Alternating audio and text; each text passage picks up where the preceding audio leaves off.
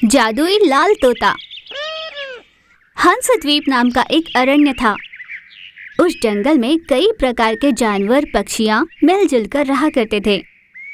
उस जंगल में एक तोता था। तोता प्यारी प्यारी बातें करते हुए मधुर गान गाता जंगल में उड़ा करता था। उसे आधी रात में उठकर ठंडी हवा में गुनगुनाना बहुत अच्छा लगता था। ऐसे रोजाना किया करता। पर अचानक उस जंगल में चोरियां होनी शुरू हुई। पंछियों के अंडे, जानवरों का छुपा कर रखा अन्न सब गायब होने लगा। ये कैसा रहस्य था, जंगल के प्राणियों के समझ में नहीं आ रहा था। सभी ने मिलकर एक बैठक बुलाई। 1-2 दिन में अंडे से निकलने का समय था हमारे कौवों का, वो भी गायब हो गए। कब कैसी जरूरत पड़ जाए, मौसम कब बदल जाए, इसका अंदाजा नहीं था। इसीलिए मेरे और परिवार के लिए आहार को इकट्ठा कर रखा था, पर सुबह होने तक सब गायब। भूखे रहना पड़ेगा अब। इस तरह सभी जानवर शेर के सामने आलाप करने लगे।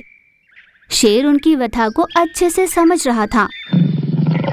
मैं आपका दर्द समझ सकता हूँ। इस जंगल के इतिहास में ऐसी अनीति कभी नहीं हुई। मेरे शासन में ऐसा होना मेरे लिए दुखदाई है, पर हमें इस समस्या का समाधान जल्द से जल्द ढूंढना होगा। उसके लिए हमें क्या करना चाहिए, बताइए मृगराज। हर रोज किसी पक्षी या जानवर को इस जंगल की रखवाली करनी होगी। चोर का पता लगाना होगा। शेर की बात से सभी सहमत हुए। हर रोज एक जानवर पहरेदारी के लिए राजी हुआ। घोड़ा, गधा, कुत्ता, लोमड़ी सभी बारी बारी निगरानी करने लगे। उन सभी को आधी रात को तोता दिखाई देता था। मुझे यूं आधी रात में ठंडी हवा में गुनगुनाना बहुत अच्छा लगता है।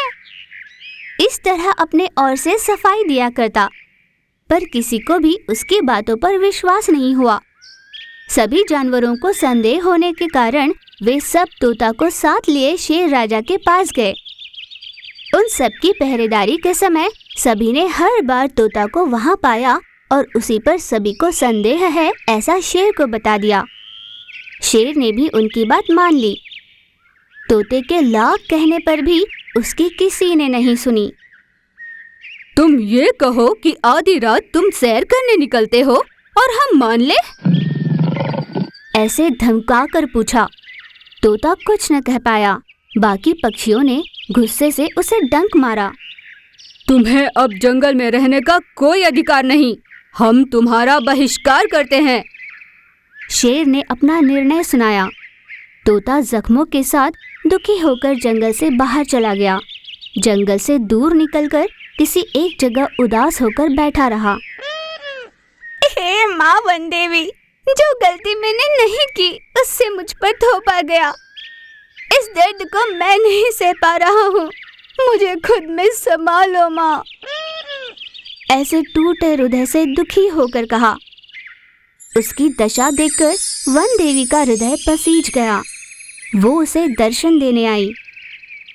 हे तोता, तुमने ऐसे कैसे मरने की बात की? हाँ, शरीर है, रक्त है, शक्ति है, इससे बढ़कर एक प्राणी को और कैसी सेना चाहिए भला? इतनी बड़ी सेना के होते हुए तुम मरने की बात कैसे कर सकते हो? तुम्हारे नाम पर कालिक लगी है तो उसे पोंछ डालो, पर ऐसी बेमतलब बातें मत करो। मैं तुम्हारे शरीर का रंग अब बदल रही हूँ।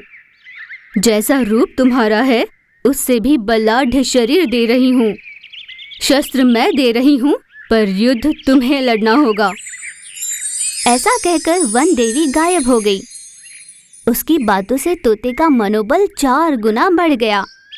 देखते ही देखते तोते का रंग लाल रंग में बदल गया। शरीर विशाल हो गया, कद भी पहले से बढ़ गया। फिर वो जंगल के भीतर गया। रात तक राह देखने लगा। सबकी नजर से बचकर तोता आसमान में ऊंचाई पर उड़ रहा था। ठीक आधी रात होते ही एक चालाक लोमड़ी चोरी चोरी जंगल में घूमने लगी। कुछ विशेष पत्तों के रस को जानवरों को सुंघाकर उनके बेहोश होते ही उनका आहार चुराती अंडों को खाती दिखाई दी। तोता ये देखकर चौंक गया। लोमड़ी जब आहार अपने मुंह में रख रही थी, तभी तोता उसे अपनी चोंच में पकड़कर उड़ा ले गया। पूरी रात जंगल में घुमाने लगा।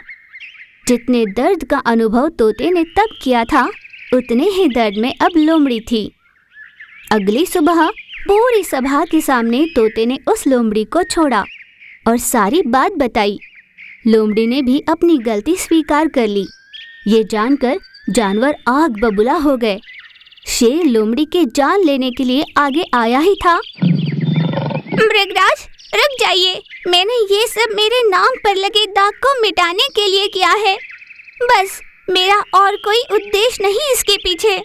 उसे मारकर उसके परिवार को अनाथ मत कीजिए। शेर भी सोच में पड़ गया। उस लोमड़ी को चेतावनी देकर भेज दिया। शेर के साथ सभी जानवरों ने तोते से माफी मांगी। तोते ने भी जो हुआ उसे भुलाकर पहले जैसे रूप में आ गया। उस दिन के बाद फिर से सभी जानवर पक्षियां मिलजुल कर खुशी से रहने लगे।